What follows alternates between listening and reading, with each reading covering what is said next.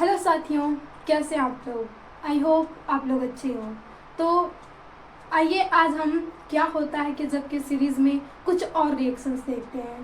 देखिए, class 12th के लिए रिएक्शंस बहुत ही इम्पॉर्टेंट होती हैं, इसलिए आप जितना अधिक हो सके रिएक्शंस पे उतना रिवीजन करते रहिए। अगर यदि आप इस चैनल के साथ जुड़ जाते हैं तो आपको सारी रिएक्शन डेली बाई डेली करवाई जाएगी और आप यूँ रिएक्शंस को याद कर लेंगे, आपको पता भी नहीं चलेगा। तो आइए आज हम बिना टाइम वेस्ट किए फिर केमिकल्स रिएक्शंस देखते हैं। पूरे चैप्टर में हम देखते हैं क्या होता है जब, और देखिए कि यही नहीं क्वेश्चन होता है कि मतलब बोर्ड्स में आता है कि क्या होता है जब, वही काम आएगी।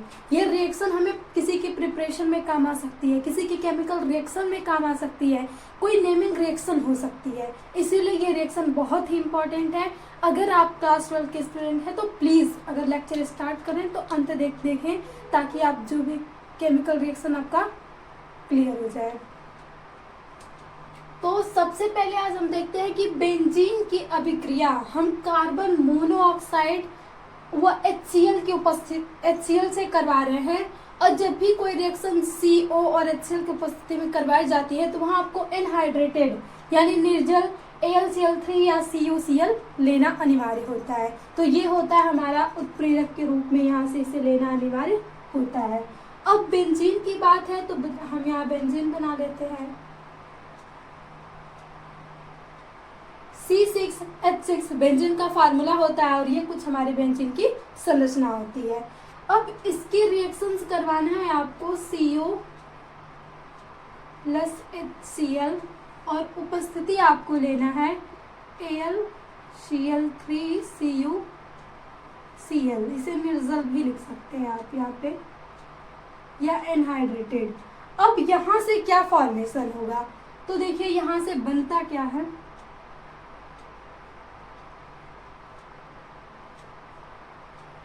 यहाँ से बेंजीन रिंग से जाके CHO जुड़ जाता है और ये बन गया बेंजिल्डिहाइड।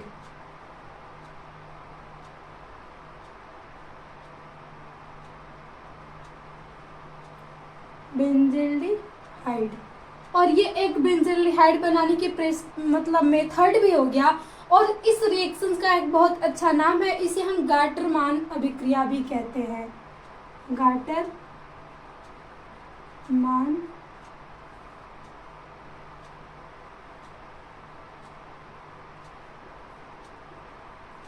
अभिक्रिया, इसका नेमिंग रिएक्शंस का नाम भी हो गया। तो देखिए हमने तो केवल देखा क्या होता है जब, यहाँ से कुछ प्रिपरेशन भी हो गया और ये हो गया गाटरमान अभिक्रिया। इस अभिक्रिया को बोला जाता है गाटरमान काक अभिक्रिया। या और उसमें हम CO और HCl लिया और निर्जलीकरण करवाए हैं, तो हमें AlCl3 या CuCl की उपस्थिति लेनी थी और यहाँ से हमें मिल जाता है बेंजिल्डिहाइड। तो पहली रिएक्शन ये थी, यहाँ बेंजीन रिंग से CHO यहाँ से जाके जुड़ गया है। अब हम दूसरी रिएक्शन देखते हैं, फॉर्मेल्डिहाइड की अभिक्रिया सांद्र KOH से करवाना है।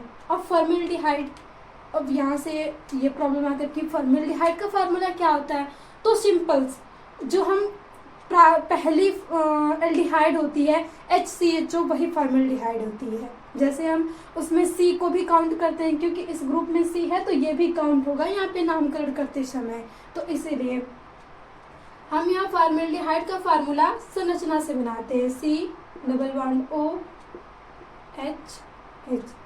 फॉर्मेल्डिहाइड का फार्मूला जो होता है वो होता है HCHO। इस फॉर्म में भी आप लिख सकते हैं, ये होता है फॉर्मेल्डिहाइड की। और इसको हम संरचना के रूप में लिख रहे हैं ताकि हमें रिएक्शंस करवाने में आसानी हो जाए। जब भी हम लेंगे तो यहाँ पे 2 मोल लेंगे, COOH और यहाँ हो गया H। इसके रिएक्शंस हम करवाएंगे कंसंट्रेट KOH से और इसे आपको हीट करना होगा। जब आप इसे हीट करेंगे इसकी उपस्थिति में, तो देखिए इसमें कुछ बंध टूटेंगे और यहाँ से हमें पता है कि ये K प्लस है, OH माइनस है। अब देखिए ये यहाँ से, इसको यहीं पे लिख लेते हैं, प्लस KOH और ये है कंसंट्रेटेड और इसको हम कर रहे हैं हीट। तो अब हम देखते हैं यहाँ से क्या मिलेगा। यहाँ से हम तोड़ेंगे इस वाले बंध को और इस बंध को तोड़ के हम यहाँ पे भेज देंगे, तो ये कुछ बनता है H H OH। अब देखिए इस वाले में हमने डबल बंध को तोड़ा और जब भी हम डबल बॉन्ड को तोड़ेंगे तो यहाँ पे माइनस आ जाएगा। एक बार हम मैकेनिज्म इसकी देखें तो अगर हम यहाँ से इस बंध को तोड़े तो यहाँ पे पार्शियली पॉजिटिव और यहाँ पे पार्शियली निगेटिव। अब ये टूटा है प्लस और माइनस में, इस प्रकार से। अब यहाँ से जब हम हाइड्रोजन निकालेंगे तो देखिए ये हाइड्रोजन पॉजिटिव वाला लेके चला जाएगा और इसे हम ऐसे ही तो छोड़ देंगे। अब यहाँ पे भी जनरेट हो जाएगा। अब इस हाइड्रोजन को हम क्या यहाँ पे भेज देंगे यहाँ से निकाल के, तो ये हमारा मेथेनॉल का फॉर्मेशन हो गया, मेथेनॉल। अब जो बचा है उसको जोड़ दीजिए। अब यहाँ पे किसका क्या क्या बचा हुआ है, देखिए ये जो OH था हमने यहाँ से तोड़ा तो ये पूरा अलग हो गया था। अब इस OH को हम यहाँ पे लाके जोड़ देंगे और एक हाइड्रोजन इधर से लेके जोड़ देंगे, तो OH और यहाँ से हाइड्रोजन आके जुड़ गया। यहाँ पे बचा है आपका K और ये डबल बॉन्ड तो O रहेगा और यहाँ से टूटा है जो बंध, तो देखिए यहाँ से बनेगा C डबल बॉन्ड O और यहाँ से O K H। ये इस प्रकार से फॉर्मेशन होगा, क्योंकि ये जो O था यहाँ से वो O आ जाएगा यहाँ से और यहाँ से हाइड्रोजन इसमें चला जाएगा, तो ये OK के साथ जुड़ के बन जाएगा और इसे हम बोलते हैं कोई भी पोटेशियम फॉर्मेट। पोटेशियम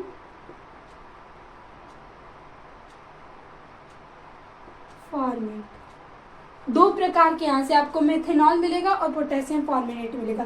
बस इसी में आपको इधर उधर करना है। अब सिंपल सा इसे हम ऐसे यहाँ पे दिखा नहीं सकते, ये मैकेनिज्म के लिए आया था, तो यहाँ पे हम डबल बॉन्ड लगा देंगे और ये बंद ऐसे नहीं टूटेगा यहाँ पे, बस मैकेनिज्म के लिए हमने देखा था।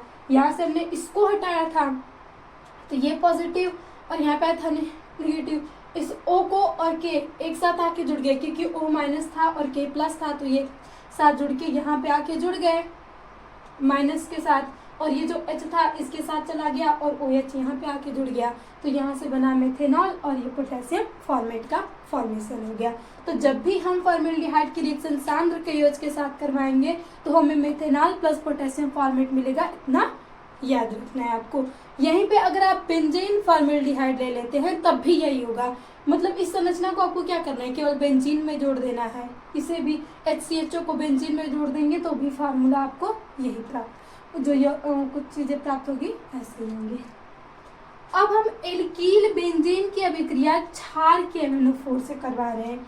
अब यहाँ पे क्या प्राप्त होगा, एल्कील बेंजीन का मतलब कि हम बेंजीन से कोई एल्कील ग्रुप जुड़े हों, जैसे CH3 जुड़ा हो, तो CH3 जब भी बेंजीन से जुड़ता है तो उसको हम एक नाम देते हैं टॉल्यूइन। तो हम सिंपल से ये भी आपसे पूछ दिया जाता है कि टॉल्यूइन की अभिक्रिया क्षार के MnO4 से करवाएंगे तो आपको क्या प्राप्त होगा।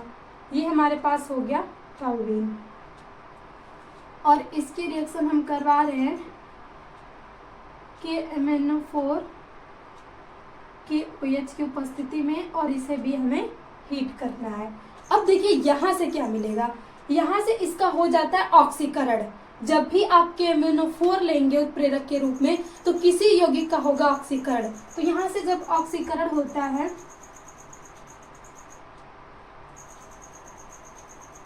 तो बनता है COOK, यहाँ से ये जुड़ जाएगा और इसका, क्योंकि हमें ये बन गया कोई पोटेशियम कार्बोक्सिलिक, लेकिन हमें इससे यहाँ से कार्बोक्सिलिक एसिड हम प्राप्त कर सकते हैं। तो जब भी इस प्रकार से बनता है, इस K को हमें हटाना है और इसको जोड़ना है, तो हम इसका करवा देते हैं हाइड्रोलिसिस, H3O+, और यहाँ से बन जाता है carboxylic acid, benzene carboxylic acid.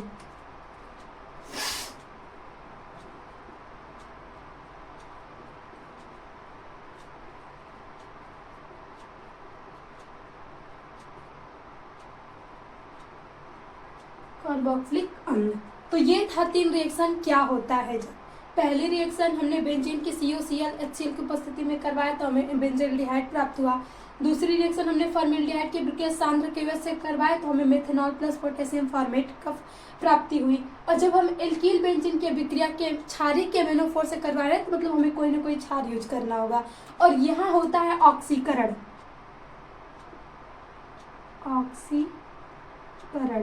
ऑक्सीकरण के इसका फॉर्मेशन हुआ और जब इसका फिर हमने वो करवा दिया हाइड्रोलिसिस तो हमें बेंजीन कार्बोक्सिलिक एसिड मिल गया। तो अब आइए नेक्स्ट रिएक्शन हम देखते हैं। अब हम देखते हैं क्या होता है जब कार्बोक्सिलिक अम्ल की अभिक्रिया PCl5 से PCl3 से और SOCl2 से हो। ये प्रकार देखिए हम कोई भी ले सकते हैं, यहाँ अल्कोहल सभी हम करवाते हैं तो इनका रिएक्शन होता है वो सेम प्रोसेस ही होता है। तो आइए कार्बोक्सिलिक एसिड में देखते हैं RCOOH, ये हो गया एक हमारे पास कार्बोक्सिलिक एसिड। इसकी रिएक्शन सबसे पहले हम करवा रहे हैं PCl5 से। तो हमने बताया था कि जो PCl5 होता है वो उसमें बंध टूटता भी है तो 2 और 3 में टूटता है। 3 वाला जो होगा वो स्टेबल होगा, 2 वाला फिर अलग अलग टूट जाएगा। तो यहाँ पे सबसे पहले फॉर्मेशन होगा RCOCl का। आपको हर जगह कार्बोनिल क्लोराइड का फॉर्मेशन करना है। यहाँ से आप लिख सकते हैं जब भी आप रिएक्शन करवाएंगे तो ये हमारे पास होता है कार्बोनिल क्लोराइड और ये सब में इसका फॉर्मेशन होगा कार्बोनिल क्लोराइड का। अभी भी हमारे पास हमने बताया कि एक Cl हो गया और यहाँ से एक बन जाएगा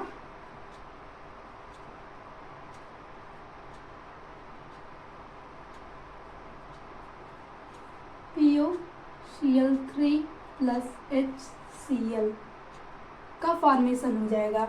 हमने आपको याद रखना है कि जो PCl5 होता है ये टूटता है PCl3 और Cl2 में।